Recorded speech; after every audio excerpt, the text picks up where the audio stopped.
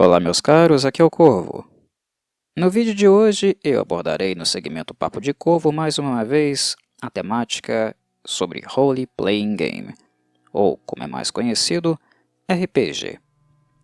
Este vídeo será endereçado, mais pontualmente, para aqueles que têm pela narração, pela contação de história, alguma admiração, algum interesse, mas que lá no fundo nunca sentiu segurança para fazê-lo, ou tem bastante ansiedade e teme o fato de possivelmente experimentar narrar, construir uma história coletiva para outras pessoas e com outras pessoas. É claro que o que eu direi aqui não necessariamente é uma coisa exclusivamente para aqueles que podemos chamar de iniciantes, aqueles que pleiteiam a posição de mestre, narrador e mediador de uma mesa de RPG. Uma das dicas que eu darei, inclusive, envolve o fato dos veteranos se esquecerem que eles estão inseridos também num processo de aprendizagem contínua. Ainda falarei melhor sobre isso, mas antes, preciso afirmar algo que acho bastante importante antes que eu comece a elencar alguns tópicos que imagino serem pertinentes para aqueles que querem começar, a narrar, contar histórias e criá-las juntamente com colegas, amigos e, de alguma forma, se divertir com isso, divertir com a sua própria criatividade e capacidade de criar mundos, personagens e interpretá-los.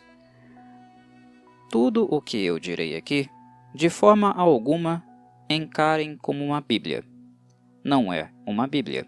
Eu, Corvo, não sou o dono da verdade, e aqui eu não estou expondo a minha verdade quando o assunto é mestrar RPG. Embora eu tenha bastante experiência com o assunto, o fiz por muitos anos, presencialmente, online, com mesas que tinham jogadores das mais variadas faixas etárias, com crianças, adultos e até mesmo algumas pessoas próximas da terceira idade que queria ali ter uma diversão com familiares, membros da família, pessoas abertas e dispostas a isso, a aprender, o que é algo bastante raro, diga-se, né? Mesmo que eu tenha tido essa experiência com muitos perfis de pessoas, de jogadores de RPG, não quer dizer que eu seja o dono da verdade. Não quer dizer que aquilo que eu comunicarei aqui seja algo que vocês tenham que levar a ferro e fogo. Até porque um mestre nunca pode de fato fazer isso, visto que o perfil das pessoas é algo que é definitivamente algo bastante plural. Tão plural e infinito como a nossa própria criatividade e capacidade de criar mundos e histórias. Quando grupos são formados, eles são formados por pessoas que têm alguma trajetória de vida, que têm alguma relação com a temática, com as personagens, com as narrativas, ou com o próprio ato de se sentar, jogar e construir uma obra coletiva. Algumas têm perfil mais competitivo, algumas outras são mais colaborativas, mas todas elas, de maneira em geral, projetam alguma coisa nesta atividade. Elas esperam algo dessa atividade. Neste sentido, quando um grupo se forma com pessoas, normalmente a dinâmica desse grupo tende a ser muito peculiar, bastante ímpar, e não necessariamente uma dinâmica que irá se reproduzir em grupos diferentes, com pessoas diferentes.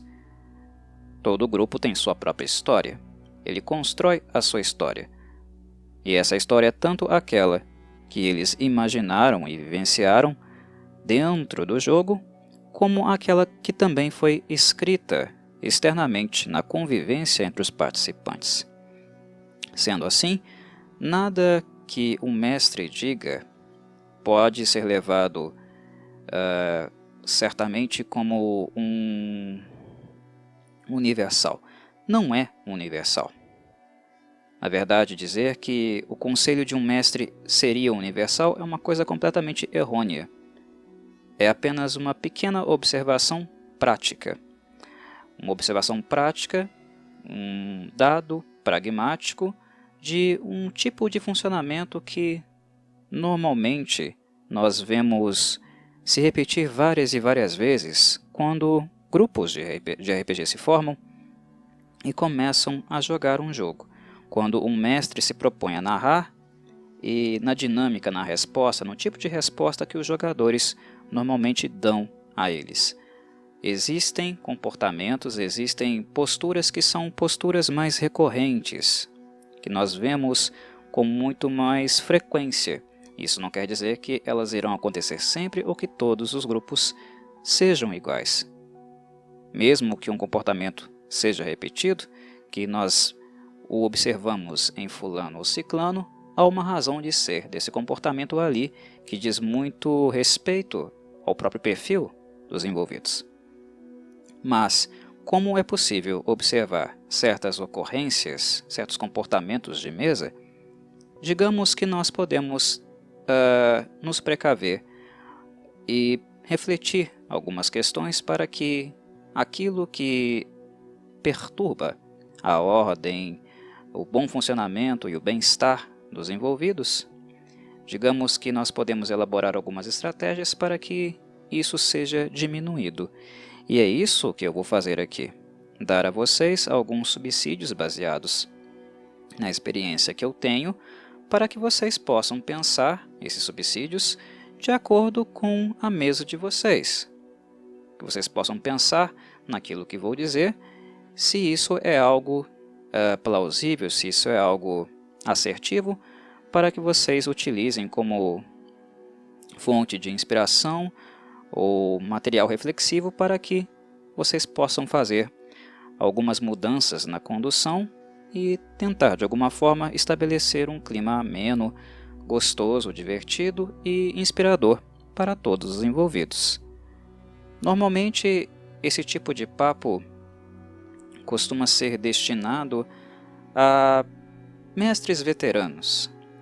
Normalmente os veteranos propõem tais reflexões em diálogo com outros veteranos, mas particularmente eu penso de maneira diferente. Grande parte daqueles que querem iniciar o RPG como mestres, visto que é o público que eu estou apontando neste vídeo, o meu público-alvo, sempre carregam consigo uma certa insegurança sobre como fazê-lo, qual é a melhor forma de conduzir uma mesa, de lidar com todas as questões que envolvem a ela, no campo das regras, nos desejos dos personagens, como manter este trabalho coletivo funcionando adequadamente. Muitas pessoas têm medo de travar, de ficarem tolhidas criativamente, de terem os famosos bloqueios, ou até mesmo de não conseguir falar adequadamente, como se houvesse falar adequadamente, né? Ou algo nesse sentido, né? É apenas uma expectativa exacerbada que normalmente as pessoas colocam sobre si mesmas. Enfim, há uma série de fantasmas, uma série de temores e medos que impedem às vezes as pessoas de realizar aquele desejo que está ali, né? Indicando que precisa ser realizado, que quer ser realizado, mas que o sujeito está ali reprimindo por algum temor que ele tenha.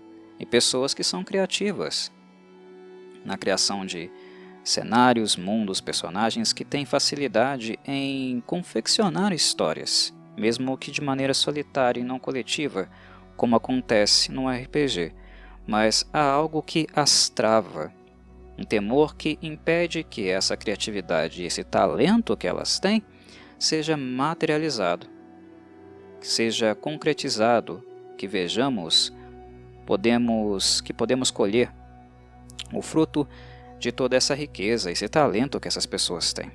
Então, este meu vídeo é um vídeo eu diria de pequenos conselhos, que não devem ser levados a ferro e fogo, mas que talvez possam ser preciosos para você que sempre quis contar histórias para alguém, ou que até já foi contador de história, em alguma dimensão em sua vida, contando história para crianças, talvez profissionalmente, ou então para algum pequeno da sua família, filho ou sobrinho, ou então escrevendo, criando as suas próprias crônicas, enfim. Se você já contou história ou tem desejo de contar história, e fazer isso de maneira grupal, de maneira coletiva e de entrar num processo onde essa história é construída coletivamente, este vídeo aqui é para você. Você que está temeroso ou que está muito ansioso para colocar suas habilidades em prática, arregaçar as mangas e criar algo interessante, inspirador e divertido com as pessoas que estão ao seu redor, disponíveis e querendo fazer isso com você. Vamos então a alguns pequenos pontos que eu acredito serem relevantes para ajudar vocês neste processo. Para quem caiu aqui de paraquedas, e mesmo que já tenha passado mais de 11 minutos de fala, quase 12 minutos, os paraquedistas possivelmente podem estar um pouco confusos sobre o que seria RPG, embora eu ache que não sejam tantas pessoas assim, visto que esse game é muito antigo. Essa atividade, essa prática de lazer é muito antiga e, devido também à fama que ela ganhou no nosso país, uma fama não muito agradável, né? Uma fama pejorativa, digamos que a maioria de vocês já conhece, já deve ter ouvido falar, mas muitos ainda têm uma ideia um pouco equivocada sobre o que seria RPG e sobre com o que lidaria o RPG. Primeiro, então, eu acho que eu vou começar, basicamente, de maneira bastante sucinta, desmistificando um pouco o que é o RPG, do que ele trata, o que ele propõe.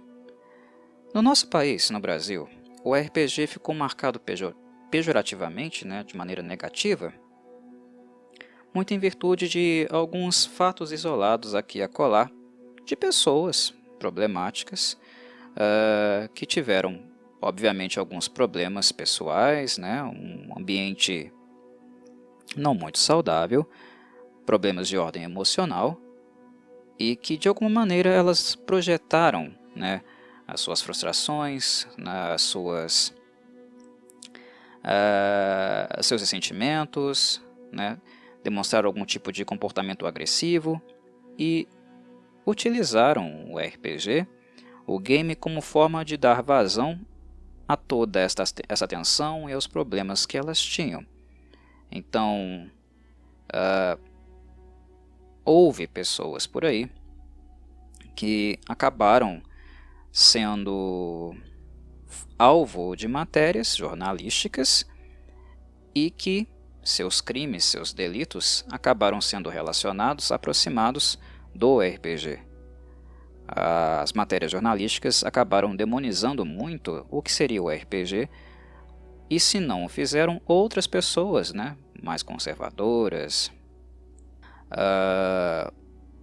também desinformadas, digamos assim, né, bastante desinformadas, acabaram também relacionando o RPG com temas como forças das trevas, culto ao demônio, coisa de marginal e várias outras coisas que comumente nós encontramos por aí quando alguém utiliza algum elemento cultural, algum material artístico para procurar uma razão explicativa para o comportamento inadequado, criminoso ou até mesmo doentio de uma pessoa. A questão, meus caros, é que esse tipo de coisa acontece com, vamos ser honestos, todos os campos culturais e sociais existentes. Não é só com RPG. Em todo campo de trabalho, por exemplo, profissional, há pessoas antiéticas, a pessoas desajustadas, com problemas emocionais, agressivas, violentas. Em todos os campos de trabalho existe isso. Eu estou falando de trabalho de campo profissional mesmo, exercício profissional. Todas as profissões têm maus elementos, maus profissionais. No campo dos games, isso também não é diferente. No próprio futebol, nós temos casos, né, de pessoas que praticaram crimes. Quem não se lembra o caso lá, por exemplo, do goleiro Bruno. E não é só no futebol. Se vocês procurarem outros esportes, outros games, vocês também vão encontrar isso. Os games eletrônicos, dos consoles, dos videogames. Pessoas que jogavam, por exemplo, Doom ou Call of Duty e depois tiveram acesso a armas e fizeram tiroteios na escola. Enfim, a questão é que esses casos, normalmente, não são casos que correspondem à maioria das pessoas que fazem o uso destes elementos culturais. Porque, de certo modo, sempre quando acontece alguma tragédia, o Estado e a mídia normalmente procura sempre um bode expiatório para colocar a culpa de tudo sobre. Eles não se incomodam muito, até por comodismo, de refletir, pensar, buscar realmente pela fonte do problema. É mais fácil nós encontrarmos um bode expiatório do que ir na raiz do problema, porque isso demanda trabalho, demanda investimento, demanda uma maior participação, inclusive do Estado. Então, é muito mais fácil você culpar um jogo de tiro pelo fato de um jovem ter atirado na escola do que ir verificar os problemas emocionais que essa criança, esse jovem tinha, né? O ambiente familiar possivelmente desajustado, a facilidade dessa criança de conseguir uma arma. É muito mais fácil você culpabilizar o jogo e bani-lo do que, por exemplo, mexer na legislação para armas. Normalmente essa é a postura do Estado, é a postura de culpabilização de um elemento cultural, né? Uma obra artística ou algo do tipo, um tipo de prática, do que pensar nas mazelas do contexto, que na verdade foram aquilo que contribuiu para que essa pessoa tivesse um comportamento agressivo e esse comportamento, inclusive, foi realizado, foi colocado em prática através daquilo que o Estado quer culpabilizar. Tirem os games de tiro das prateleiras. Livrem-se do RPG. Entendem onde eu quero chegar? E quando nós olhamos para uma amostra estatística relevante, nós percebemos que sempre são casos isolados. No futebol, por exemplo, né, nós temos o caso do goleiro Bruno, mas casos de assassinato, de crimes por esportistas, se a gente considerar futebol, vôlei, basquete, natação, vários outros. Não é apenas o caso dele ficou emblemático e marcante porque caiu na mídia, né, um crime grotesco, mas faz parte da minoria. Então, a associação, colocar como se fosse uma coisa proporcional, futebol e criminalidade é algo errôneo, assim como no RPG também é. Associar o RPG com as forças das trevas, associar o RPG com o ato violento, tudo isso é algo que não procede, né? É uma falsa associação, não são coisas que demonstram de maneira científica, verificável, qualquer tipo de associação. Normalmente, as pessoas que praticam crimes e os casos bizarros que nós vemos na TV, os crimes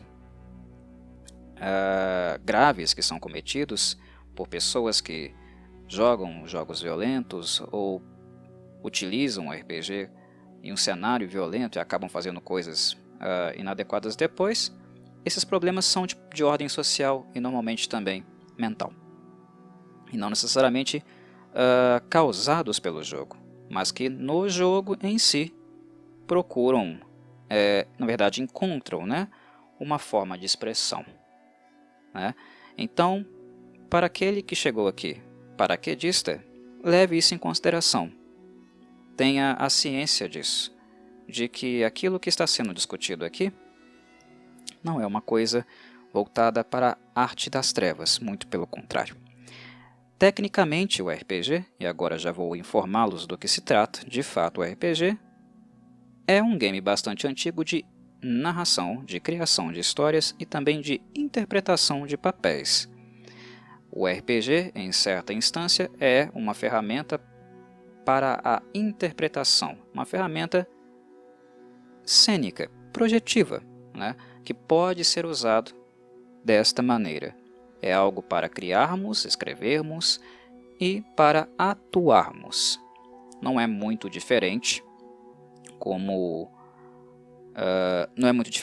daquilo que atores e atrizes fazem, mas também não chega a ser tão refinado assim, porque as artes cênicas, obviamente, expandem muito, né, as ferramentas, as possibilidades que um RPG nos fornece. É uma forma de nós interpretarmos um personagem que queremos dentro de um sistema, de um universo, ser ali por algumas horas aquele personagem que você gosta, né? Encarnar o papel, por exemplo, de um personagem de uma série de TV ou de uma franquia de filmes, imitá-lo, agir como ele, pensar como ele, dentro de um contexto por algumas horas, e depois que o jogo termina, todo mundo volta para as suas vidas. É uma interpretação de papéis, é uma atuação, e onde a função do mestre é criar o pano de fundo, o cenário, narrar os eventos que estão acontecendo e mediar as decisões dos personagens, aquilo que eles escolhem, como eles se movimentam nesse cenário. Ser criativo, dinâmico e seguir os passos do personagem dentro desse cenário que o mestre criou, desse mundo que ele criou e conta para os personagens, narra para os personagens, para eles terem uma perspectiva, uma visão, uma imaginação daquilo que está sendo contemplado. E também o mestre atua na interpretação, na criação de personagens que irão se relacionar com os jogadores, que também podem se relacionar, conversar entre si. Jogadores que estão, é claro, interpretando personagens. O RPG é um jogo como qualquer outro. Um jogo que tem um enquadre, que tem regras de acordo com o cenário e sistema que vamos usar, mas mesmo que essas regras e sistemas sejam específicas do cenário que vocês escolheram, do sistema que vocês escolheram, o elemento-chave, a característica-chave é a interpretação, a narração, a criação de histórias. Uma história que é inclusive construída coletivamente, porque jogamos todos juntos. O mestre narra e as pessoas reagem e se movimentam segundo essa narração, então é coletivo. E basicamente esse é o elemento-chave, a interpretação, a vivência daquilo que está sendo criado e imaginado para e pelos personagens que vocês construíram, criaram e quiseram interpretar. Esse personagem pode ser um super-herói, pode ser um empresário de negócios, um médico cirurgião, um personagem de cartoon. Não tem limites. As possibilidades são inúmeras, inclusive para a criação de personagens novos, baseado ou com inspiração em alguns outros, enfim, as possibilidades são inúmeras e infinitas.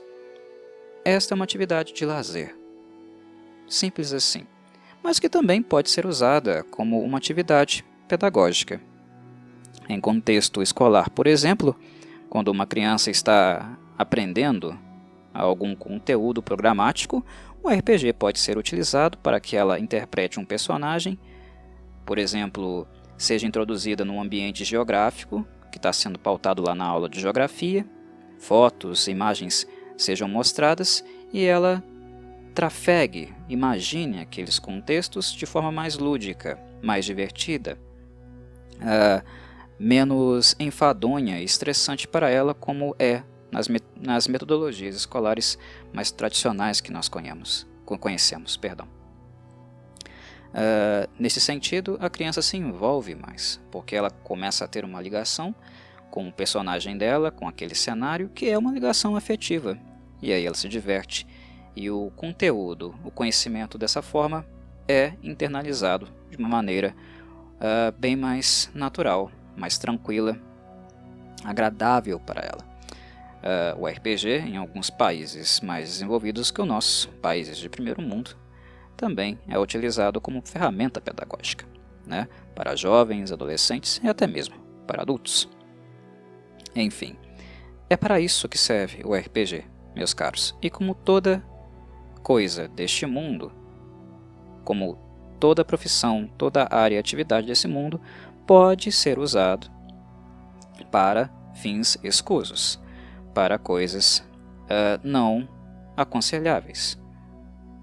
A nossa sociedade, a violência inerente a ela, tem outras raízes, outros motivos, mas eu não entrarei muito neste aspecto, visto que esse vídeo, a intenção dele, não é um papo sociológico. Estamos chegando a quase meia hora de vídeo, mas eu achei importante fazer essas comunicações antes que entremos aí nas dicas, conselhos que eu prometi conversar, dar a vocês.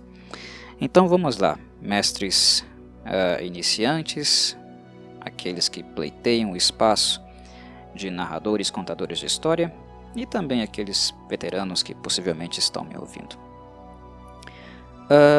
Nos anos de experiência com o RPG, construindo histórias coletivas, narrando para pessoas e observando as suas reações, o seu comportamento, quais alguns conselhos que eu posso selecionar e indicar a vocês para a sua reflexão? Primeiro de tudo, o RPG é um jogo, ok? Um jogo, como eu disse, que pode ser jogado em todas as faixas etárias. E em todas as faixas etárias nós temos possibilidades, aberturas e também momentos de fechamento, momentos de impossibilidade. E na vida adulta, uma das grandes limitações e restrições que nós temos é claro, o tempo. Nós precisamos trabalhar, nós precisamos pagar nossas contas, colocar comida na mesa, e por isso nós precisamos trabalhar. E para quem trabalha, para quem já está no mercado de trabalho, e aqueles que não estão também trabalham nesse sentido, imaginam, né, vislumbram a possibilidade de estar, é sabido que jornadas de trabalho são muito longas e desgastantes.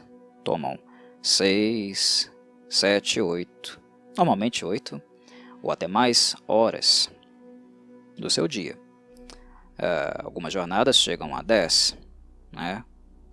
Isso se o patrãozinho ali paga a sua hora extra. Enfim, já são 10 horas de um dia de 24.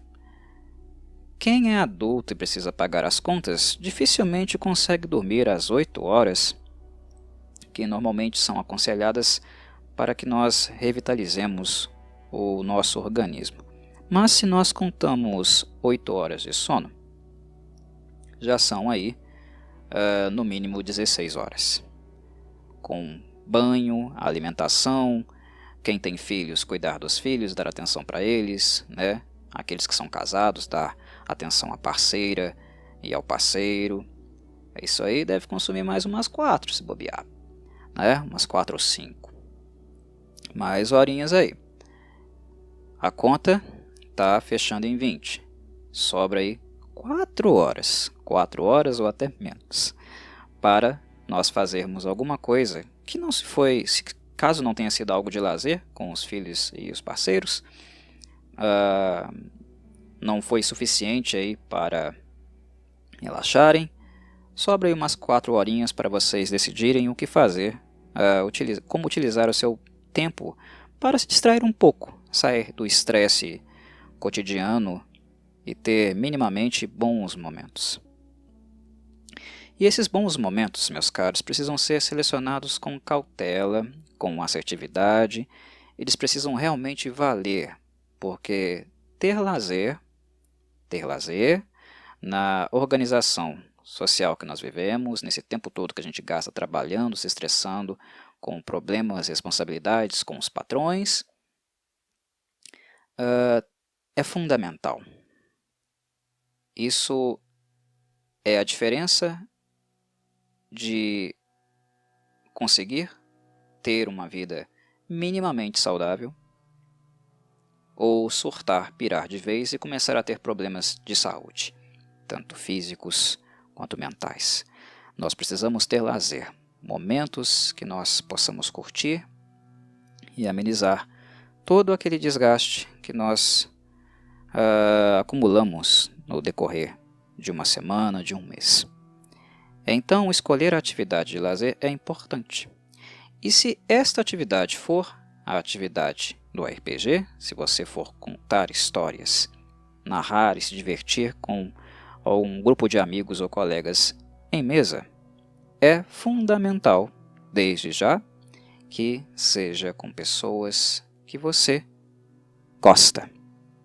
Essa é a primeira dica. Ah, Corvo, mas isso não é óbvio? Você vai jogar um jogo, sei lá, se você vai jogar bola, bater uma pelada no final de semana com os colegas, se você vai pegar um cinema com a namorada, né? Fazer um passeio, ir para um clube, alguma coisa assim. É claro que você vai fazer isso com alguém que você gosta. Sim, quando o ambiente é limitado, é algo plausível de se pensar que você vai fazer com pessoas que você gosta. Mas RPG, desde já, é uma atividade coletiva. Ela não envolve apenas uma outra pessoa, 2 ou 3 pessoas. Normalmente os grupos são entre 4, 5 até mais pessoas, mesmo que não seja muito indicado, mas costumam ser grupos grandes. E as pessoas envolvidas nesses grupos também têm pessoas que elas estimam. O fulaninho gosta do ciclaninho, né? Aquele outro caboquinho gosta da fulaninha lá, aí chama ela. Então o ambiente social em si de um grupo de RPG envolve as pessoas que o mestre tem interesse de narrar, gosta, mas às vezes também envolve pessoas que são externas ao contato do mestre ou que não necessariamente têm um bom relacionamento com ele. Em grupos de amigos existem conflitos. Em grupos de amigos existe falsidade, ou existe ranços que não são muito explícitos, mas que acabam resultando em sabotagem. E o RPG só funciona se as pessoas estiverem todas engajadas no mesmo objetivo, que é se divertirem coletivamente e construírem uma história juntas. É sempre junto, meus caros. O jogo não é de fulano, que quer fazer isso e quer que a história vá para um lugar, e também não é do mestre, que gostaria que a história fosse de tal jeito. O jogo é ao vivo, né? É no live action, como costuma se dizer. Ele é orgânico, ele acontece na hora. Nós podemos fazer planejamentos, podemos ter intenções, mas nada é garantido que fulano ou ciclano vá responder daquele jeito, vá para aquele lugar que você planejou que ele fosse, ou coisas nesse sentido. Então é uma história conjunta, depende de todos os envolvidos. E se você não gosta de uma pessoa, se você tem um histórico negativo, problemático com uma pessoa, e ela também com você, a coisa tende um pouco a descambar a médio e longo prazo. Mas, Corvo, as pessoas não sabem separar as coisas? Não, não sabem, meus caros. É claro que existem pessoas maduras que não misturam as coisas. Que você tá narrando, mestrando para uma pessoa, ela está jogando com um grupo, vocês não se dão bem, tiveram desentendimentos no passado, mas a maior parte das pessoas mantém o ranço e de alguma forma transporta esse ranço para dentro do jogo. Porque o problema às vezes não é com a direção que a história está tomando, às vezes o problema é pessoal mesmo. O sentimento que ela sente pelo mestre, ou sente por um jogador do lado, acaba afetando a maneira como ela interpreta o personagem, como ela conduz o jogo. E qual é o problema disso? Então você só vai jogar com pessoa que você conhece, pessoa que você gosta. Não se trata disso. Trata-se de você gastar esse bom tempo que você tem para lazer, lembre-se, para relaxar, para se divertir com pessoas que você gosta. Gastar esse tempo, utilizar esse tempo de maneira que vá ser algo positivo para você, positivo para a sua saúde, para que você relaxe e depois continue tendo uma boa semana. Revitalize-se de alguma forma. E qual o problema de pessoas não se gostarem em mesa? É que por ser coletivo, por RPG ser sempre um conjunto, uma construção coletiva entre o mestre, narrador e mediador e os jogadores, a relação desgastada, tensa, aquela animosidade que existe entre duas pessoas ou três pessoas, ela acaba vazando e afetando as pessoas em volta também. Aquelas pessoas que não têm nada a ver com o assunto. Então, como vocês costumam dizer, fica aquele climão, fica aquele sentimento ruim quando duas pessoas discutem, brigam, ou olham torto uma para a outra, ou fazem comentários que se não são agressivos, são comentários maldosos, ou que falam pelas costas. Ou seja, quem não tem nada a ver com o lixo das pessoas, dos envolvidos, aquele jogador que está ali apenas para se divertir, que mal sabe dos conflitos que existiram entre as pessoas envolvidas, acaba ficando no meio desse conflito. É como se tivesse dois pontos num campo de combate e ela estivesse no meio, tomando também porrada, sendo contaminada por este lixo. E isso é injusto, é desagradável, não é coerente para alguém que queira ser mestre, porque a função do mestre é cuidar do bem-estar, também dos seus jogadores, e educá-los, conscientizá-los no sentido de que eles também cuidem daquele espaço de lazer, de que eles também se envolvam e mantenham um bom relacionamento, o bem-estar da mesa, a saúde da mesa, para que todos assim possam ter uma jogatina, uma experiência que seja saudável e realmente relaxante, divertida, criativa para todos os envolvidos. Então é um trabalho conjunto. Se uma fruta já está podre, você não afasta a fruta no cesto e deixa as saudáveis do outro lado do cesto. Até porque o RPG é uma atividade de integração. As pessoas trabalham conjuntamente, então elas não se afastam no cesto, elas se aproximam. E se as coisas não estão bem resolvidas, se há assuntos mal resolvidos, antigos ressentimentos ou rivalidades, se vocês não resolvem isso no cesto de frutas, a fruta podre, no caso a sua de mestre e daquela pessoa que você não gosta, mas que está ali porque é amiguinho de fulano, e fulano é seu jogador e seu amigo também, esse rivalismo irá contaminar todas as outras frutas do cesto. Irá contaminar todos os outros jogadores. E isso não é saudável, e isso, obviamente, não atinge o objetivo que você, como mestre, tem de usar o RPG para ter uma atividade de lazer. Usar o RPG para se sentir bem, se divertir com pessoas que você tem algum apreço, ou quer construir alguma coisa bacana, alguma coisa criativa que você possa lembrar depois, nos anos à frente, muitos anos depois de você ter vivido essas experiências, ter memórias marcantes de uma época. algo que acontece bastante, né? Todo mundo tem alguma memória aí da infância, não tem? Né? Para os RPGistas, os contadores de história e aqueles que jogaram um RPG, muitas memórias ficam também, boas e ruins. E o que nós queremos, né, como em todos os ambientes sociais que nós fazemos parte, é ter mais memórias boas do que ruins. Ou seja, então, o primeiro ponto é este. Jogar RPG é importante se nós jogarmos sempre com quem nós gostamos e com pessoas que nós também saibamos que gostam de nós, né? Ou que não tenha nada contra, né? Personagens novos, pessoas novas, uma coisa que acontece muito, né? Mas uma pessoa que não te conhece normalmente não tem nenhuma represália ou algo do tipo. Ah, Corvo, mas pode ser que essa pessoa nova que chegou na mesa, que entrou na mesa, não te conhece, não gosta muito do seu estilo e começa a criar problema, brigar com você no meio do jogo.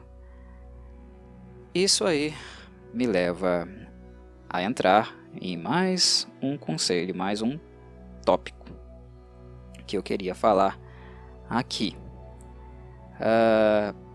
Que é importante também quando nós vamos jogar RPG, esclarecer o que é uma mesa de RPG.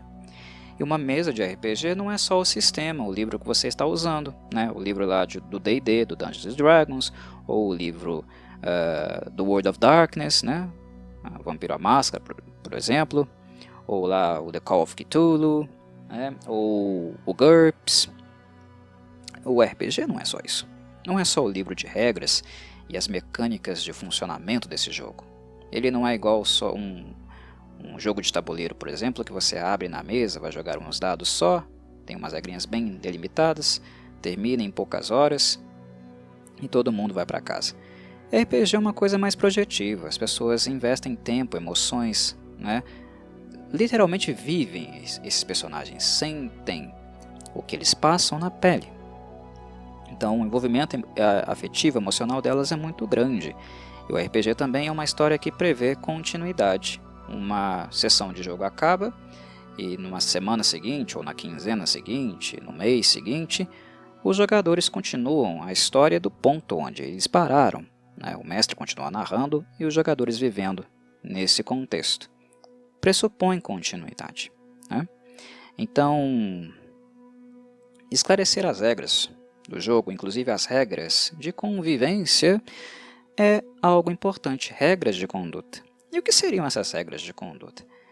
Não seria o mestre chegar como xerifão e baixando a lei. Aqui é assim, assado, pá, pum, vai ser assim, o mestre só assim e acabou. Não, RPG não é para ser uma relação, né, de sargento e cadete, né, sargento, cabo, soldado. Não é uma relação hierárquica. É claro que tem uma hierarquia, existe uma hierarquia no jogo, porque é função do mestre, né, amenizar os conflitos, é função do mestre criar um clima ameno, né, um clima saudável na mesa, trabalhar para construir isso, inclusive fazendo isso que eu estou falando para vocês, que é importante fazer agora. Né? Tem essa dimensão hierárquica. Né? Em questão de regra, o mestre debate com os jogadores, né? E a palavra final pode ser a palavra dele. Então, RPG é um game de papéis. Os jogadores têm papéis e o mestre tem papéis. Então, há diferenças, há separações. Mas essas separações não podem ser arbitrárias. Elas devem ser democráticas. Mas elas devem ser democráticas também no sentido de, desde o princípio, todas as regras estejam colocadas, mostradas para os demais, para que as pessoas envolvidas, né, os jogadores, se envolvam, falem sobre isso, digam se estão de acordo, e assim o grupo tem, né, não uma lei, né, uma lei arbitrária, totalitária, mas um nível de relacionamento, né, de conduta aceitável, onde todos concordaram com isso. Porque se alguém pisar na bola, Se alguém fizer alguma coisa inadequada no meio do caminho, todos acordaram com os termos e todos irão se lembrar disso, né? Terão uma lembrança clara e vívida disso. Olha, nós acordamos, nós decidimos que seria assim, e você não está seguindo, né? Então, o que podemos fazer em relação a isso? Que soluções tomar? Porque aí ninguém vai poder falar: ah, mestre, você está sendo arbitrário, você está sendo tirano, você quer fazer as coisas do seu jeito, você é mandão, né? Você está impondo as coisas. A mesa, se a história é construída por todos, se o jogo só acontece coletivamente, um mestre não joga sozinho, né? Tudo tem que ser democrático, mas na medida que os acordos foram firmados, o sistema de funcionamento da mesa foi elaborado, né? Democraticamente, ele precisa ser algo importante, ele precisa ser algo prezado. E essa questão dos relacionamentos que acontecem numa mesa de jogo, né, daqueles sentimentos, né, que eu vinha falando, inclusive tudo que eu falei sobre a importância de todos colaborarem, construírem para um bom clima da mesa, isso inclusive é tema quando nós falamos em esclarecer o jogo, as regras de jogo, mas também as regras de conduta, por mais óbvio que elas pareçam, entendem? Tudo isso faz parte deste processo. E tudo isso precisa estar claro. Precisa estar claro que o jogo não é apenas uma coisinha que eu vou ali à toa, não tem nada para fazer, vou ali e não tenho nenhum envolvimento sério com aquilo, e empurro com a barriga, entende? Tem muitas pessoas que jogam RPG porque não tem mais nada melhor para fazer, mas não é só isso. A questão é que todas as pessoas envolvidas estão destinando um tempo da vida delas, do tempo livre delas, procurando lazer neste game, neste encontro, nessa atividade, né? Uma atividade conjunta. E as pessoas estão destinando o tempo da vida delas para estar ali com você, para te ouvir, para te divertir também, para colaborar com o seu jogo, para trazer bem-estar a você. Nesse sentido, você, no mínimo que se espera, né, é que você seja respeitoso, que você seja envolvido, que você retribua às pessoas a atenção que elas estão te dando, né, o respeito que elas estão direcionando a você. Elas estão contribuindo com o seu lazer e com o seu bem-estar. Então, nesse sentido, também é um comprometimento, né? Se você vai jogar, estar com as pessoas, fazer uma atividade de lazer conjunta, leve isso em consideração. As pessoas estão ali destinando um tempo da vida delas para ajudar você a se divertir também, né? Seja educado, seja respeitoso, retribua isso. Isso é algo que precisa estar colocado no início do jogo. Não é algo que a gente deve falar ou discutir no final dele, né? Isso tem que estar claro no início, né? De que o jogo não é só uma coisa que eu vou ali fazer e fodam-se os envolvidos. Eu vou fazer ali porque eu quero me divertir e que se dane os demais, né? Se o jogo estiver bom para mim, eu jogo. Se o jogo estiver ruim, eu não esteja passando um momento bom com o meu personagem dentro dele, eu simplesmente abandono e dou banana para todo mundo, ou eu começo a sabotar o mestre e os jogadores. Não pode ser assim, né? É coletivo, então o bem é coletivo. A narração, a diversão, a vivência dos personagens é uma vivência coletiva. Então todos têm que cuidar da mesa. E isso deve ser também uma regra do jogo.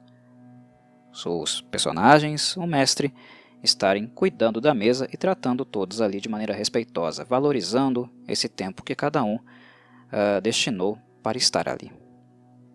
Mais um pontinho para os mestres iniciantes levarem em consideração quando forem começar a narrar, construir suas histórias com seus jogadores.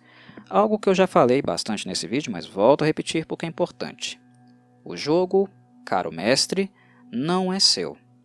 Você não vai construir a história que você quer e você não vai obrigar os personagens, os jogadores, a fazer apenas aquilo que você quer.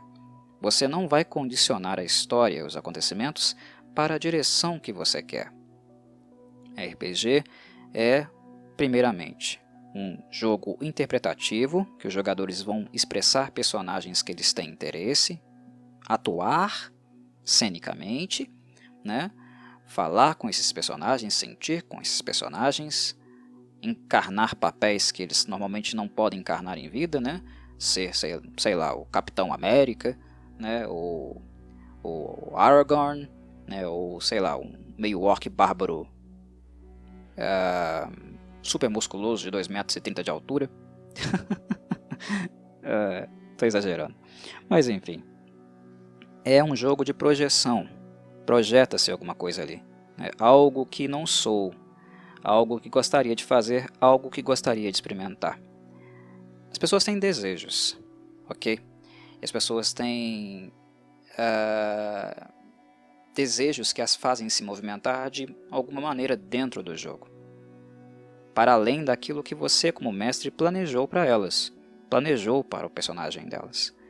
Você pode traçar caminhos A, B e C, mas a pessoa, né, o jogador, pode aparecer com um D e E. Você vai tolhi-la, vai impedi-la de seguir esses caminhos? Não, não vai, porque RPG também é um movimento, além de projetivo, é um movimento livre. As pessoas estão ali para serem o que elas querem, fazerem o que elas querem. É claro, dentro das possibilidades que o personagem delas possui. Um personagem que não tem capacidade de voo não vai simplesmente voar do nada, né? Aquilo que foi montado para o personagem, imaginado no princípio, é aquilo que nós vamos seguir de maneira coerente. Mas a forma como uma pessoa vai traçar o seu caminho, seguir com a história, não pode estar sempre sendo condicionada com você. Ah, mas eu queria tanto que o personagem dela vivesse aquilo, fizesse isso desse jeito, porque eu preparei, porque eu planejei a cena tanto tempo. Desculpa, amigo. O jogador, o desejo do jogador, a maneira como ele quer se movimentar é mais importante do que aquilo que você projeta para o personagem dele. O personagem é dele.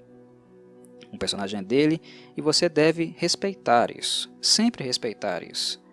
É uma honra para o mestre poder estar narrando para um jogador e experimentando, né? Criando situações e vivenciando esse personagem junto com o jogador. Já é uma honra, mas você não pode tirar do personagem a sua liberdade, do jogador a sua criatividade e também a sua até mesmo impulsividade.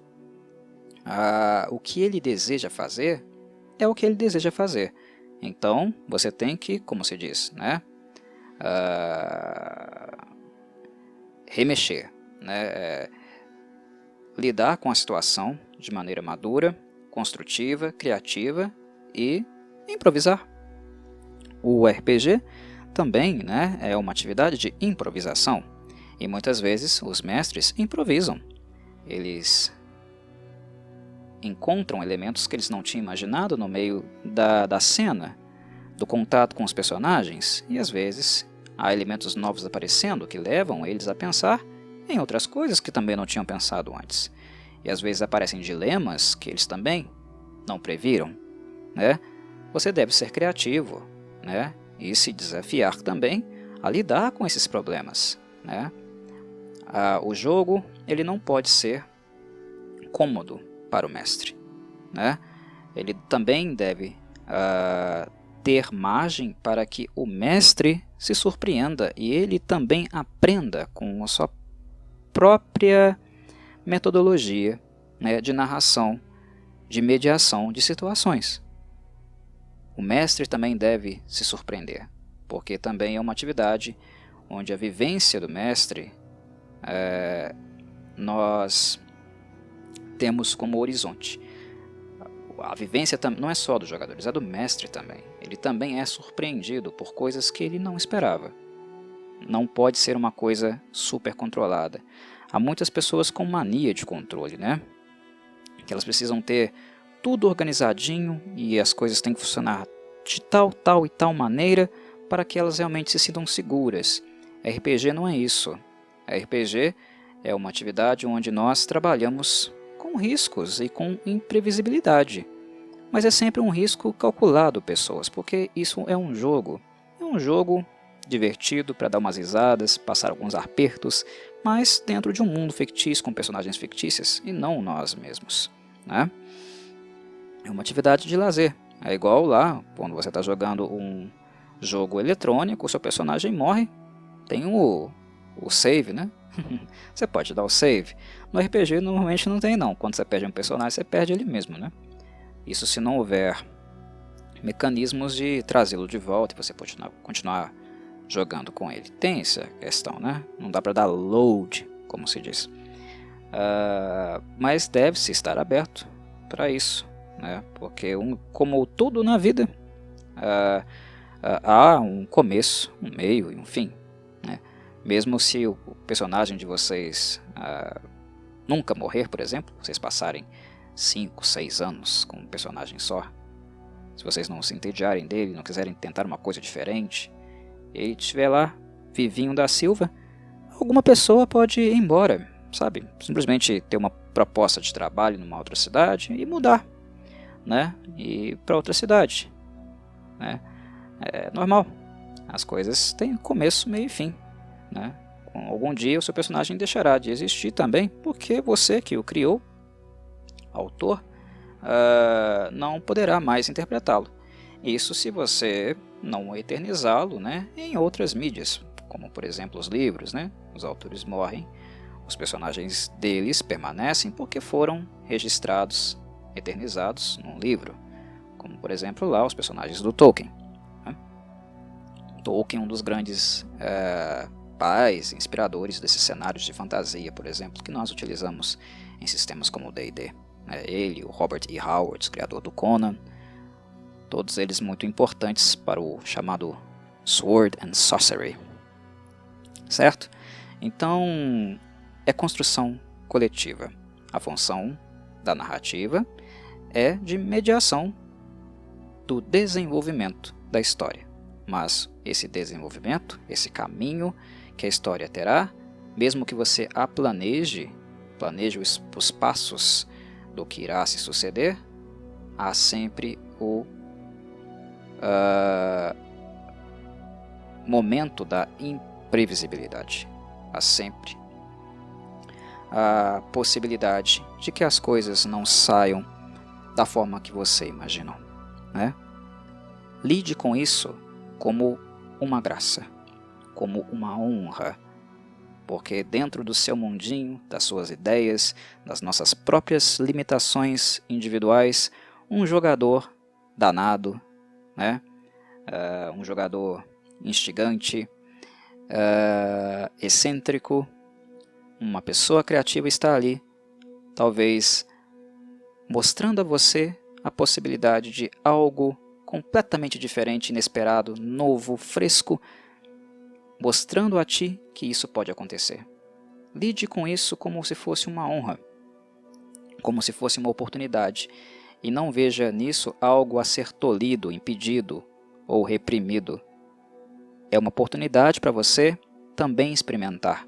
É uma oportunidade para você, mestre iniciante ou veterano, que até hoje faz isso, você também se permitir correr alguns riscos e ser criativo também, mais do que você já é como narrador. Certo, meus caros?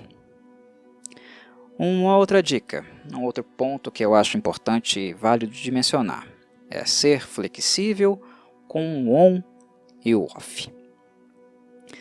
Corvo, cenário de RPG, o que é esse on e off aí? O que é esse negócio de liga e desliga aí?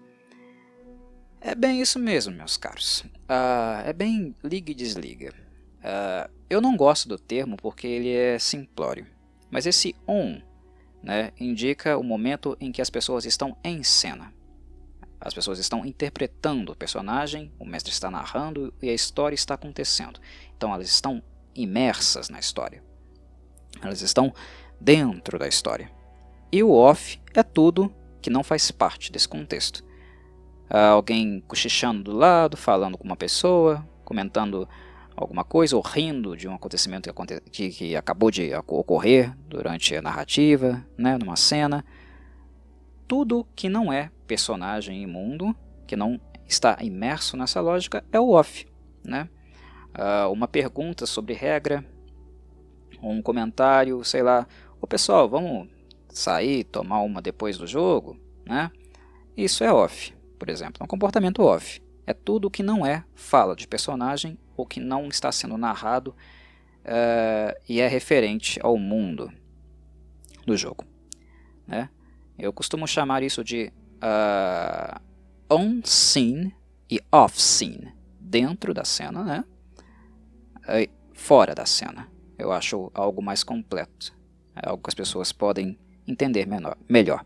Porque o que de fato isso é, né? O que de fato está acontecendo ali é uma cena, né? A ação é basicamente, né, a claquete fazendo barulhinho e a gente dentro da cena, atuando como se fôssemos, estivéssemos dentro de um palco. Não que RPG, meus caros, tem que ser aquela coisa que você tem que ir lá levantar da cadeira e começar a atuar, fazer caras e bocas. Não. Nem todos são atores e nem precisam ser atores e atrizes para isso, né? Algumas pessoas são mais animadas, né? E fazem todo um trabalho gestual, mudam o timbre de voz, gostam de experimentar, mas isso não é obrigatório.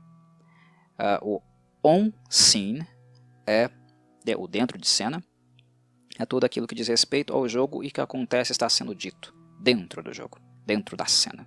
Ok? E por que eu falo que vocês devem ser flexíveis com isso, com dentro e fora de cena? Porque há uma cultura, né, uma cultura no RPG, de que o jogo tem que ser sempre mantido em on-scene, dentro de cena. Porque se os jogadores, quanto mais tempo os jogadores ficarem dentro de cena, mais a história vai andar, mais a história vai se desenvolver, menos serão as dispersões, as conversas paralelas, aquilo que não diz respeito e perturba o ambiente. Veja bem, por um lado, isso é verdade, tá? Isso é verdade. Quanto mais as pessoas estiverem dentro do jogo jogando com seus personagens, né, vivendo as cenas e as desenvolvendo, melhor para o jogo e para a continuidade do jogo. Isso é verdade, né? Quanto mais tempo as pessoas ficam inseridas na trama, né, mais o jogo caminha. Mas vocês têm que levar em consideração, meus caros mestres iniciantes, que isso não é algo que também vocês têm que levar a ferro e fogo. Até porque levar a ferro e fogo, essa questão de ter que estar sempre em on, sempre em cena, é algo que também vai causar problemas para vocês. Porque se vocês se esqueceram, eu os lembro com todo prazer.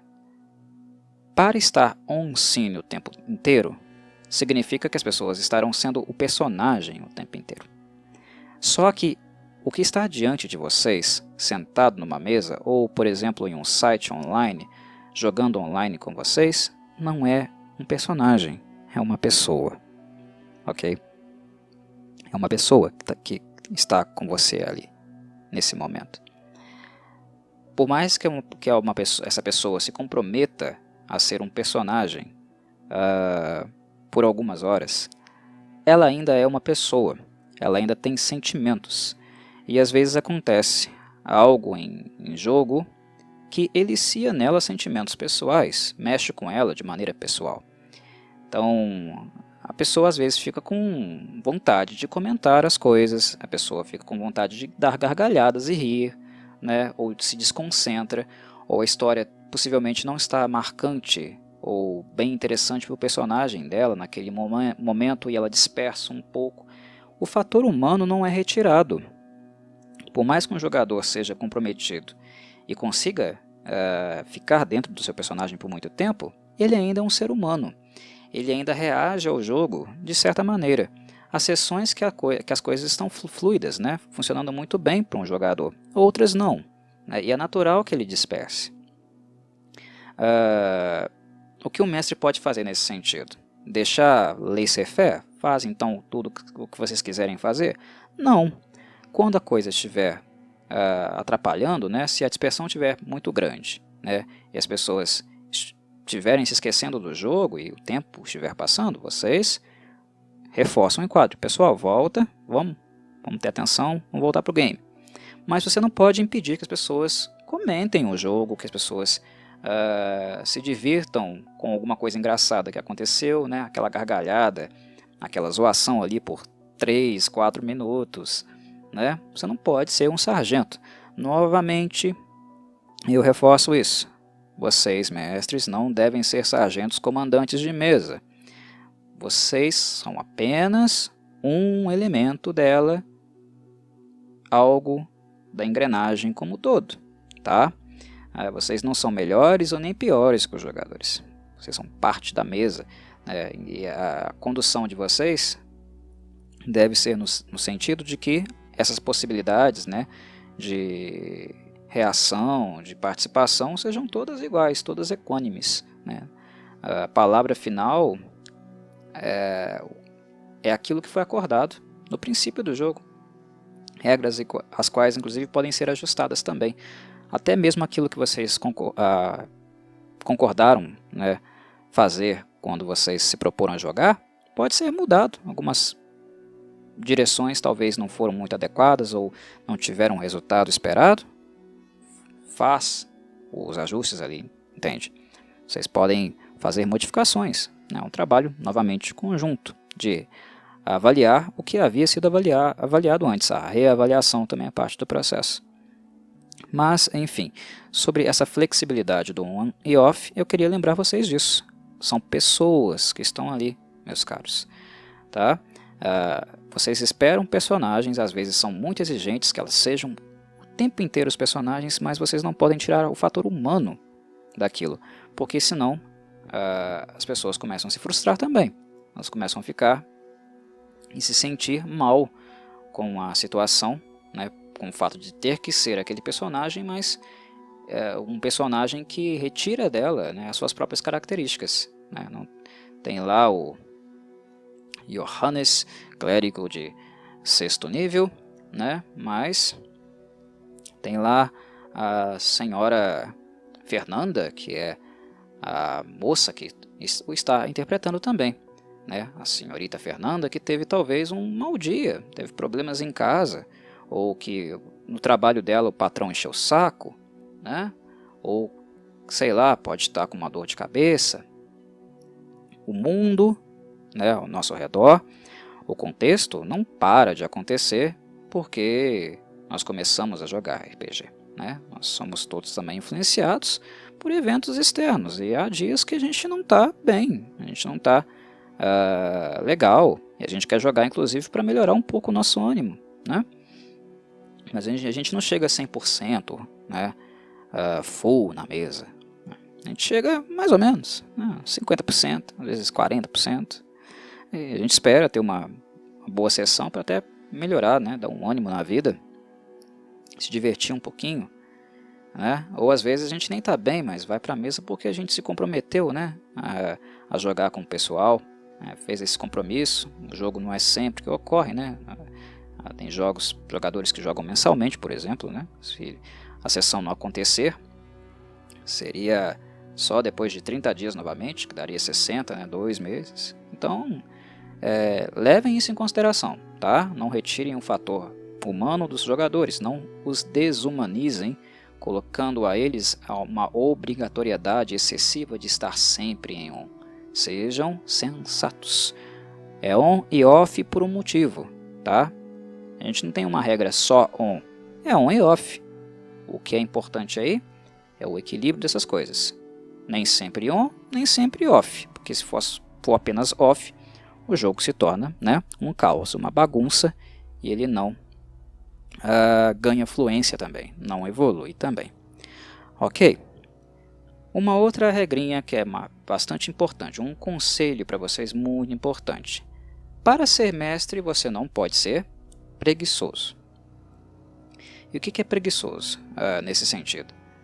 Você tem que ser interessado nos assuntos do game, né, do sistema que você está narrando, mestrando, seja lá World of Darkness ou Dungeons & Dragons, o GURPS, não interessa, tem que ser interessado nisso, tá? Porque para narrar, construir uma história, você tem que ter conhecimento sobre ela, conhecimento sobre os elementos que envolvem essa narrativa.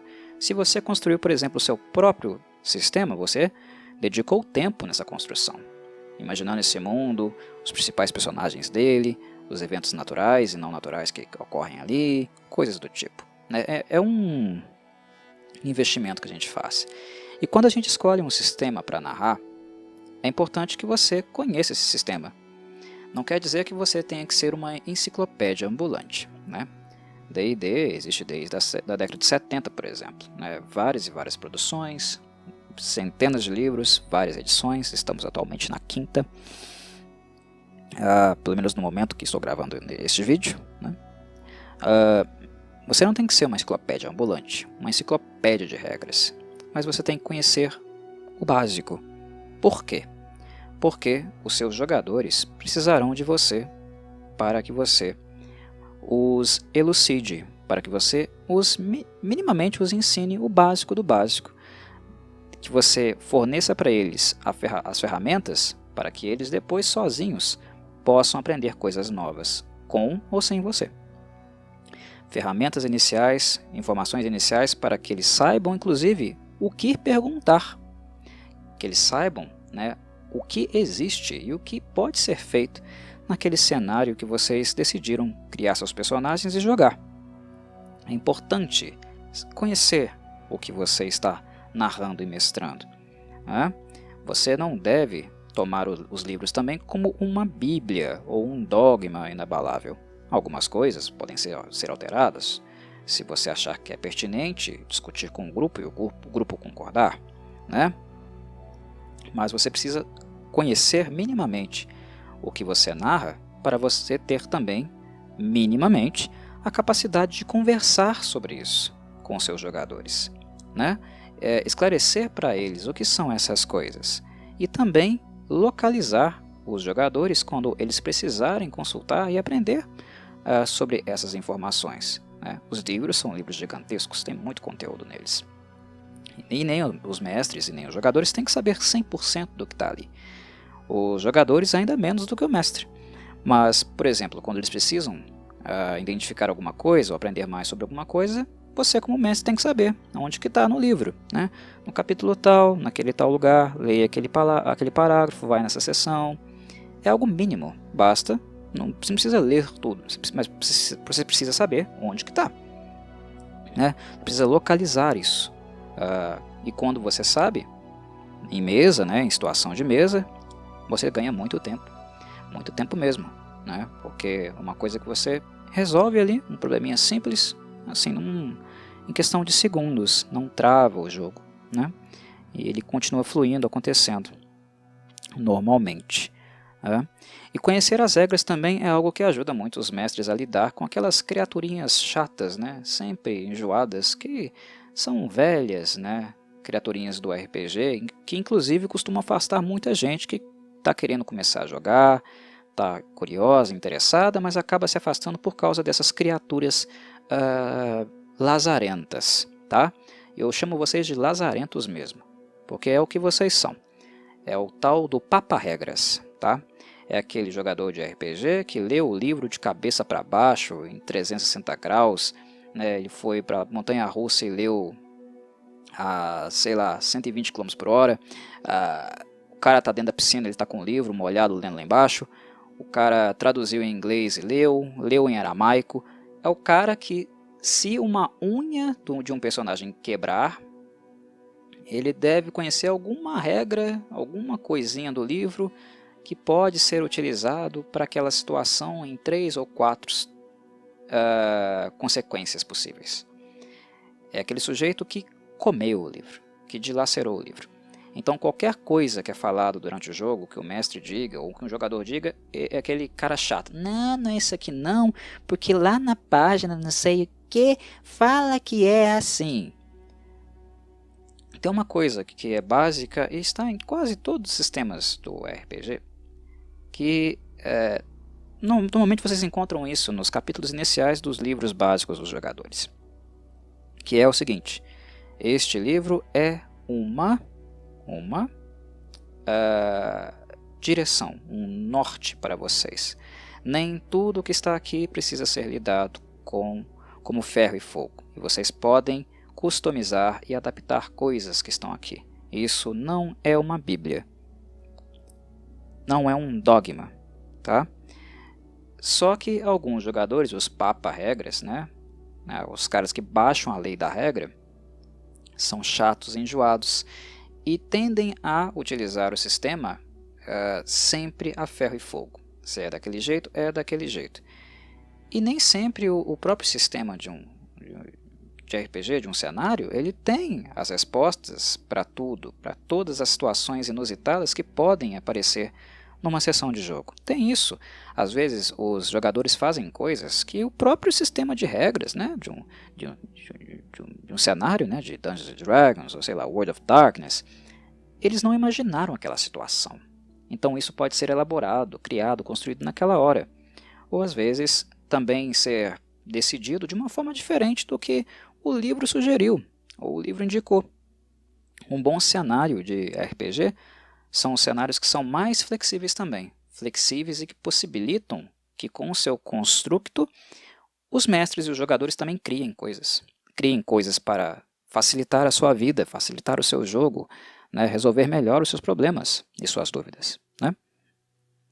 O Papa-regras detesta sistemas flexíveis, porque o Papa-regras ele quer ter o controle da situação, ele quer sempre ser o sabichão, e normalmente ele cobra, né? Ele é bastante, pelo menos ele tenta ser intimidador nesse sentido, né? Tomando para si todo o espaço de fala, porque ele é o cara sabichão, né? O sabe-tudo da mesa. Né? Esse tipo de jogador é bastante tóxico, né? E os mestres também têm que estar bastante espertos com esse tipo de jogador, porque normalmente o fato deles realmente saberem muito conteúdo e dominarem o sistema, a longo prazo levam essas pessoas a tomar um espaço de fala e participação tão grande na mesa, né? Eles quererem decidir quase tudo o que acontece, que isso para os jogadores iniciantes, inclusive para mestres iniciantes, acaba fazendo com que esses papa-regras, né, retirem do outro a possibilidade de participação. As pessoas se envolverem mais, né, ousarem mais. Os jogadores começam a ficar incomodados e intimidados com esses sujeitos. Tá? Porque qualquer coisa que uma pessoa fala, e por ela não conhecer e estar aprendendo, ela tem medo de ser corrigida, de ser exposta diante dos outros, né? Envergonhada. E essas pessoas que impõem regras e sempre em todas as situações, querem se mostrar como os sabichões, os gostosões, eu sei mais do que você, né? Essas pessoas, o que mantém esse comportamento delas é justamente o reforço disso, né? As pessoas baixarem a cabeça para elas, né? Darem realmente muita atenção a elas excessivamente. Elas ocupam espaço demais e acabam intimidando os personagens, jogadores novatos, de se manifestarem. Esse jogo é coletivo. Todos têm que ter espaço de fala, manifestação. Se um jogador está intimidando os outros, impedindo que os outros participem mais das decisões, que eles aflorem mais, né, a sua participação, o mestre tem que estar muito atento com isso. E conhecendo os livros também, né, é algo que ajuda a lidar um pouco com esses jogadores um pouco mais tiraninhos. Ok? Muito bem. Vamos lá. Mais um conselho. Escutem a mesa, meus caros. Escutem a mesa. A mesa que eu falo é a mesa... os jogadores, tá? Porque quem não tem hábito com RPG, escute a mesa. Como assim? Coloca o ouvido na mesa, no tampo, não é isso não, viu, pessoal? A mesa significa nós, jogadores e mestre. Nosso grupo de pessoas. Isso que eu chamo de mesa, ok? Só esclarecendo para quem não tem muito costume com esse tipo de linguagem. Mestre iniciante, escute a sua mesa. Corvo, mas escutar o que eles estão falando, as proposições deles, né? O que eles estão fazendo com o seu personagem? Não. tudo. Tudo, Corvo. Como assim tudo? Escute tudo. Escute tudo o que a mesa está fazendo. Tudo o que eles estão falando. E escute até o silêncio, tá? O que é escutar o silêncio? É aquele sujeito, por exemplo, que está quietinho ali, né, mirradinho no canto dele, quase não falou nada a mesa inteira, mas o corpo deles, meus caros, a postura, tudo fala.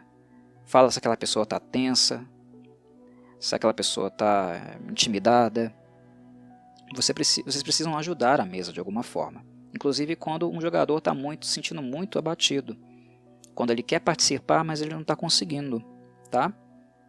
É parte do mestre, com a narrativa dele, ajudar a quebrar o gelo, inclusive para esses personagens poderem se desenvolver. Para que esses jogadores possam desenvolver também, né, as suas habilidades, seu traquejo com os personagens. Escutar a mesa é perceber tudo o que ocorre nela. Tudo o que é comentado. Inclusive as reclamações. Tudo isso ajuda vocês a construírem para si uma espécie de termômetro.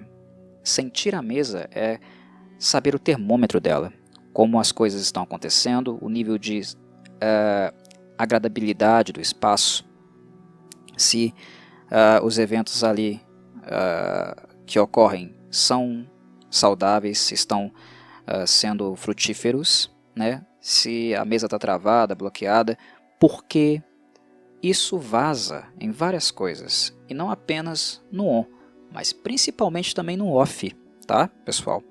Então, o mestre ele tem que escutar tudo. Ah, Corvo, então o mestre tem que levar tudo em consideração. Não é isso que eu disse.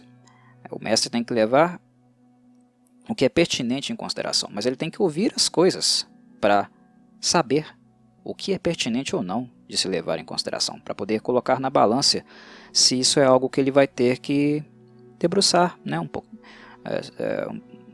se debruçar um pouco, né, investir um pouco de tempo para elucidar, para ver o que fazer. Né? Você precisa ouvir. Você não pode estar pensando, né, na morte da bezerra quando você está mestrando uma aventura, narrando uma aventura para um grupo de jogadores. É claro que nós somos humanos, né? Nós temos os nossos lapsos, a gente tem maus dias, tá? Mas o que é chave, né? Normalmente o que é o ponto-chave e o que nos ajuda muito, né, desde o princípio, a reduzir um pouco, né, a nossa distração, né, nos ajudar a coletar o máximo de dados possíveis que a gente pode de uma mesa, é o nosso envolvimento, nosso engajamento. Sejam envolvidos com o jogo, tá? Envolvidos com o jogo, com o interesse do personagem, dos jogadores de vocês, tá?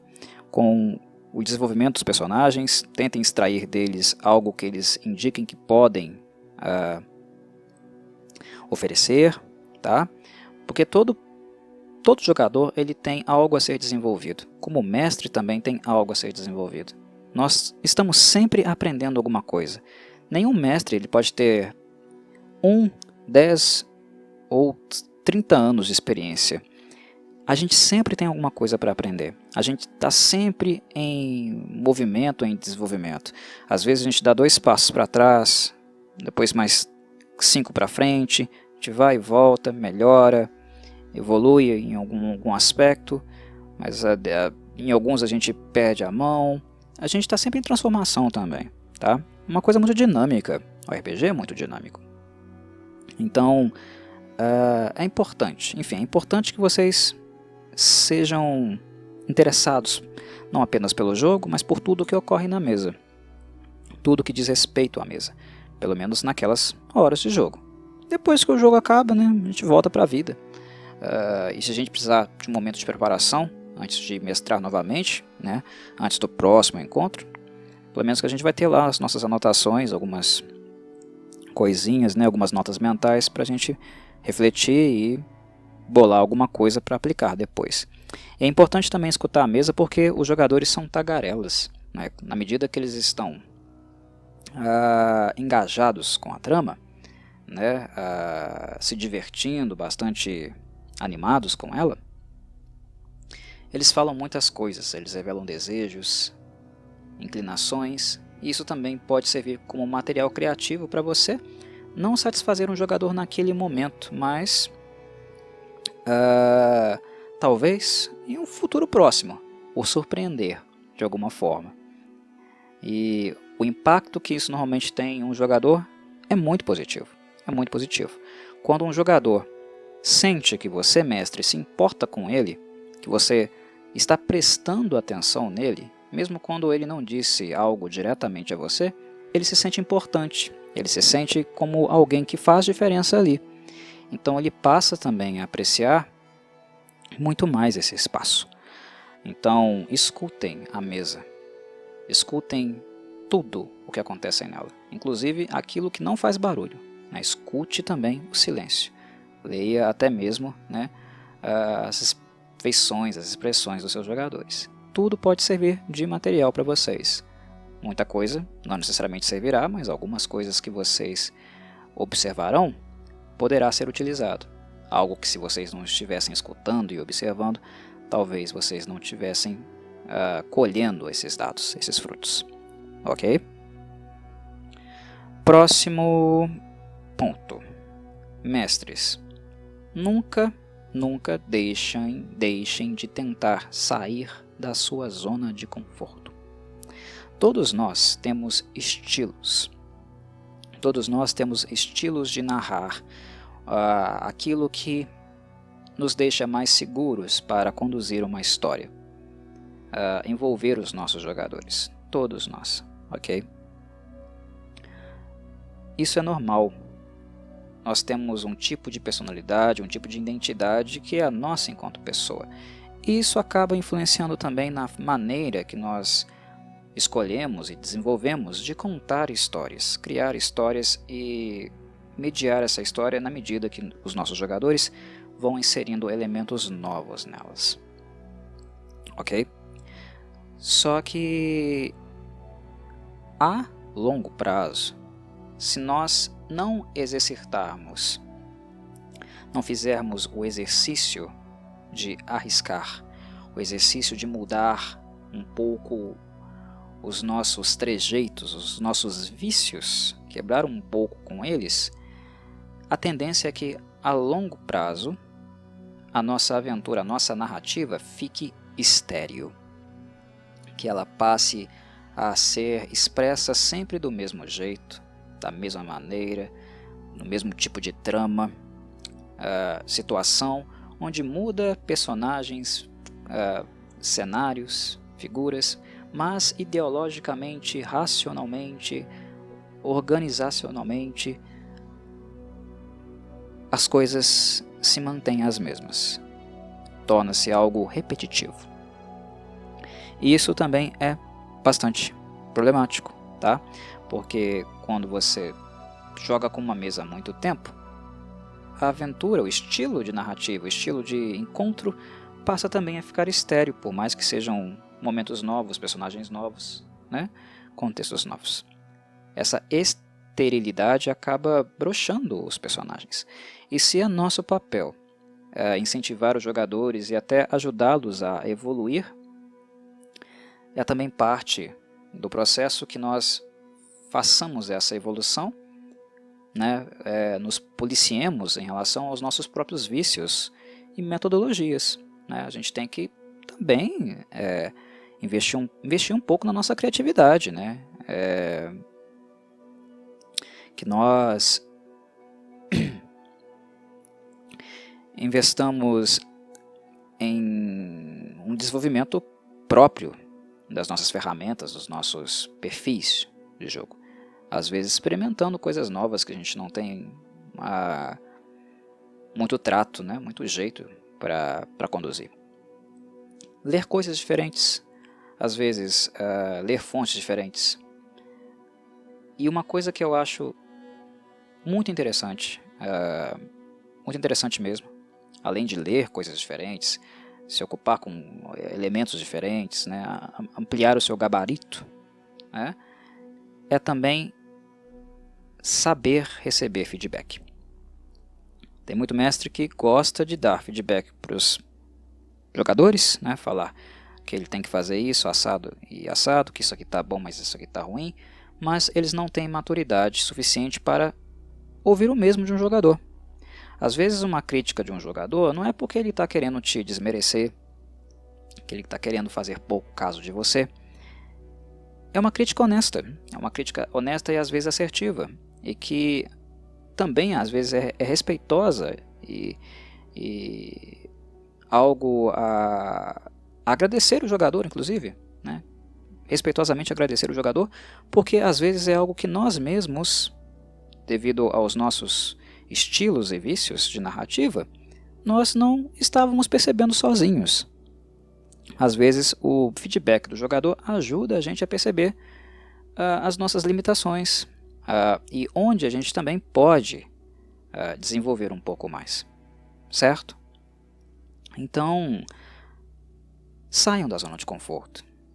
Eu desenvolvi meu estilo, eu dominei essa técnica, esse sistema. Experimentem, meus caros. Vão jogar coisas diferentes. Se vocês gostam de ser mestres, como eu gosto, e se identificam mais com esse papel, eu sempre gostei mais de mestrar do que jogar. É algo minha característica. Tem gente que não gosta de mestrar, mas adora jogar. Enfim, cada um tem o seu perfil, né? Mas tenta jogar às vezes. Aqui e acolá. Não precisa ser sempre, mas joga um pouquinho. Inverte o papel. Deixe que um de seus jogadores, se tiver com vontade, que ele narre alguma sessão, 1 ou 2 sessões, 3, dentro da mesma história, inclusive. Controla um pouquinho o personagem dele. Experimentem. Saiam da sua zona de conforto. Aqueles jogadores que sempre fazem um personagem do mesmo estilo, né, com os mesmos trejeitos e tal. Gosto dessas classes de personagem. Gosto de personagens arcanos, não gosto de personagens combatentes. Faz um conjurador uma vez só. Experimenta. Abre a possibilidade de experimentação, de conhecimento de outras coisas. Porque às vezes o que nós temos conosco e não nos damos necessariamente conta são muitos preconceitos, tá? A gente às vezes cria julgamentos, cria supostos saberes de coisas que a gente nunca lidou com elas de fato, nunca experimentou elas de fato, tá? Então, saiam da zona de conforto. Não gosto. Mas não é para gostar mesmo não, é para você experimentar. Talvez você goste, e talvez você volte tendo a certeza de que você não gosta. Mas aí será uma certeza fundamentada. Mas uma coisa eu tenho certeza que irá acontecer também. O fruto da experiência será algo que talvez faça com que você reveja o modelo que você está mais acostumado, mais adaptado. Por quê? Porque quando a gente está num paradigma só, quando a gente mexe com uma coisa só, a gente não tem contato com outras coisas que fazem com que nós observemos, pensemos fora da caixinha. E é aí que está o X da questão, o pulo do gato. Às vezes é importante a gente dar um passo fora para olhar para dentro. Né? Olhar de fora não é o mesmo que olhar de dentro. Nós aprendemos coisas, e mesmo que nós não gostemos e não nos identifiquemos com aquilo que nós encontramos lá fora, quando a gente volta para dentro da caixinha, a gente volta transformado. E às vezes munido de informações novas, conhecimentos novos que fazem com que a gente faça uma reforma dentro daquilo que nós estávamos acostumados. Ok? Então, saiam da zona de conforto. Improvisem, tá? Procurem quebrar com seus vícios, seus estilos, minimamente. Eu sei que é difícil, mas, como eu estou dizendo, é um exercício. Tá? Ninguém espera que você será o fodão, né? o superstar, né? o cara naquilo que é novo para você, naquilo que você está tentando fazer de novo. É uma postura que, inclusive, a gente não pode depositar no nosso jogador, né? Naquele jogador que está começando. A A gente não quer que ele domine tudo. Ele também precisa saber que ele não precisa saber de tudo e dominar tudo. É um processo de aprendizagem, né? E é algo que nós precisamos exercitar, inclusive nós mesmos, esse processo de aprendizagem, saindo das nossas zonas de conforto para aprender coisas novas, coisas que estão fora da caixinha. Por fim, o último conselho para vocês, mestres iniciantes, é que vocês sejam coerentes, sempre coerentes com a proposta do jogo, proposta da narrativa e com os desafios inerentes ao RPG. Porque, querendo ou não, no fim do dia, o RPG é o RPG é um jogo, tá? E como todo jogo, há desafio. Um jogo ele pode ser jogado de maneira assertiva e pode haver deslizes, fracassos, perdas, e que são coisas totalmente naturais. Mas existem mestres, existem mesas onde o mestre é muito aquele mestre super bonzinho, sabe? Aquele mestre que não quer frustrar os jogadores. Nada pode dar errado, ou quando dá errado ele sempre passa a mão na cabeça, né? Porque ele convive com um certo medo de frustrar um jogador e esse jogador ir embora. Esse jogador abandonar a mesa. Mas a questão é que nós estamos em mesa, estamos jogando RPG pelo bem, por um bem coletivo, um bem de todos, e não apenas um bem de pessoas em específico. Como eu falei lá no início do podcast, né? A história, normalmente, é o fator que nos une. Aquela construção, aquela narrativa que nós construímos, todos os momentos históricos dela, é o que nos une, é esse legado que mestre e jogadores construíram conjuntamente. Ele é o nosso grande tesouro, né? E para que ele exista, de fato, e para que ele seja memorável, nós temos que passar por situações que exigirão alguma coisa da gente, exigirão algo que a gente tem a capacidade de dar, ou que se não temos, que nós nos movimentemos para realizar, né? Nós não esperamos que vocês, quando forem mestrar, coloquem situações impossíveis para um jogador, né? O que é impossível, né? Se você, na primeira sessão de Dungeons & Dragons, se um grupo de nível 1 tem um encontro com um dragão adulto, isso é sacanagem, tá? Isso não é esperar que os jogadores se superem, isso é impossível de superar, né? Coloca um dragão vermelho adulto para um grupo de nível 1, isso vai fazer com que as pessoas vão embora para casa, nunca mais voltem, né? Fiquem frustradas e talvez nunca mais procurem uma mesa de RPG na vida para poder jogar. Tá? Inclusive peguem até ranço dessa porcaria. É isso que acontece, né? Bom senso é sempre importante, tá? Não é colocar desafios impossíveis, mas é ter algum nível de desafio. Para quê? Para que fazer isso, né? Por que fazer isso? Por que ter sempre algum desafio? Desafios que sejam minimamente alcançáveis, tá, pessoal? Né? Alguns sistemas têm isso mais delimitado, né? O que é possível, o que é fácil, o que é muito fácil, o que é normal, desafiador, e o que não é. O Dungeons & Dragons tem, por exemplo, né? Em sistemas mais romancistas, isso não necessariamente fica muito claro, né? Mas é importante, é possível também de, logicamente, né, termos conclusões a respeito disso. Mas a questão é, por que é importante ter desafio, né? E nem tudo pode ser fácil, ou então sempre relevado, né? Ou se dá um jeitinho ali para o jogador não colher as consequências de uma má decisão ou até mesmo de uma imprudência.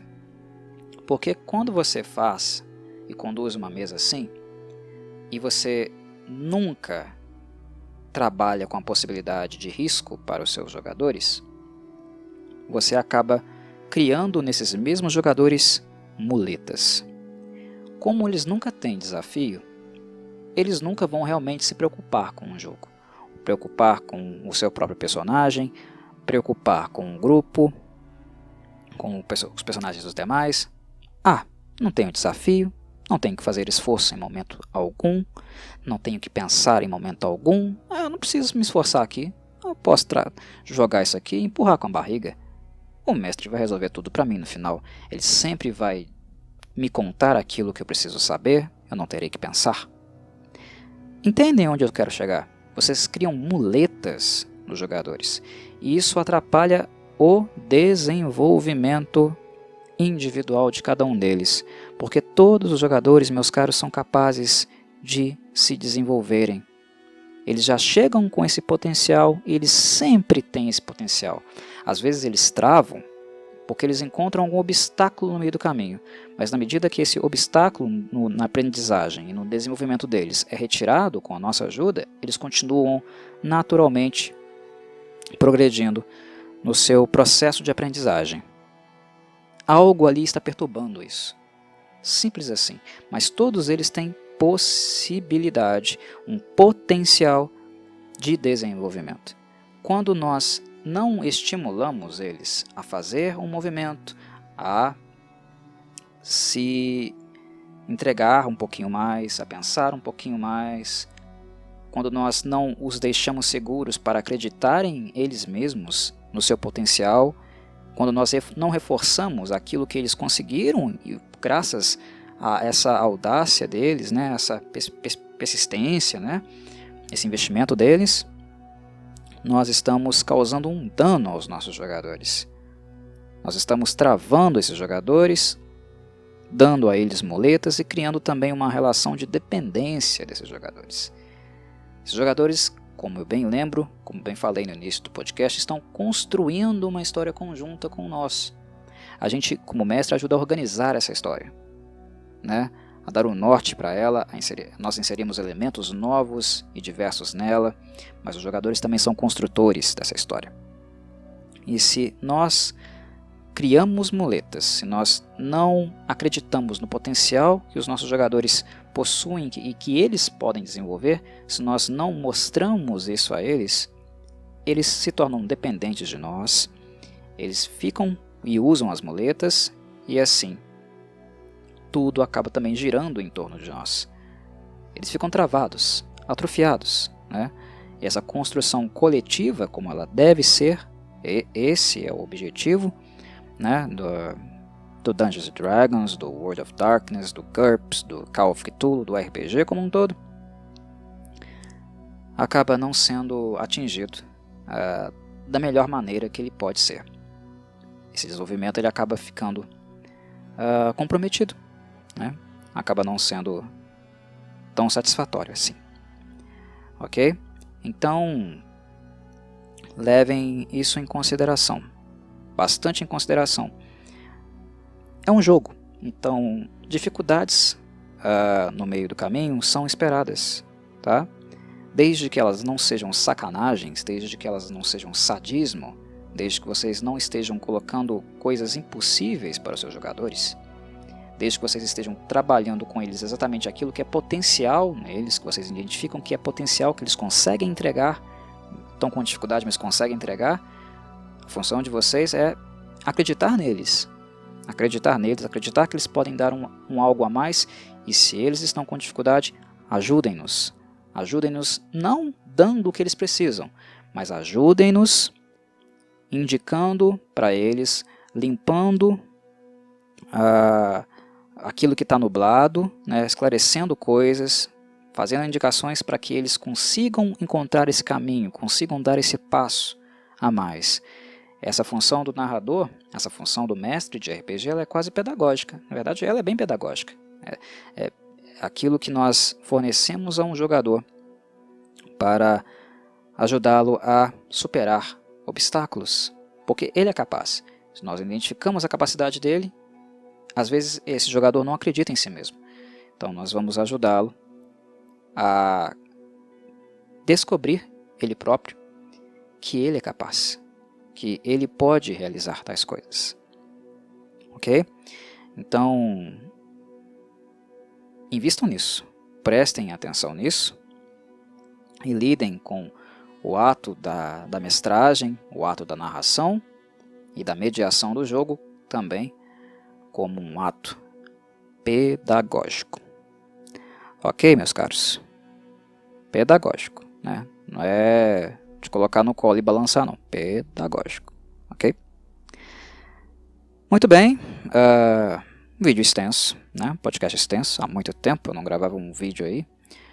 E podcast de 1h40, 1h e tanto, né? Enfim, bem longo, realmente longo.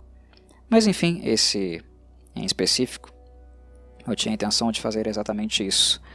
A voz vai cansando, as cordas vocais vão sentindo, mas mesmo assim, no fim é gratificante quando nós conseguimos comunicar toda aquela gama de ideias que a princípio nós tínhamos em mente. Pelo menos para mim é. Espero que para vocês também tenha sido, que a fala tenha sido assertiva, tenha fornecido para vocês elementos ricos para vocês pensarem na narrativa, na contação de histórias, na função de um mestre, para quem quer conhecer, quem quer experimentar, nunca teve coragem. Talvez isso, espero que tenha inspirado vocês a tentar. Tentem, experimentem, não custa nada.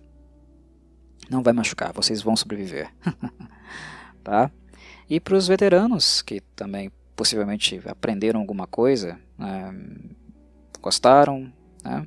Espero que vocês também tenham conseguido extrair alguma coisa aqui relevante ou até pensar nas próprias experiências que vocês tiveram, nas vivências que vocês tiveram, né? Tenham se identificado aí com algumas coisas que eu tenha possivelmente dito nesse longo podcast aqui que estou para publicar. É isso, meus caros, eu fico por aqui. Um abraço em todos vocês, cuidem-se e saudações corvídeas.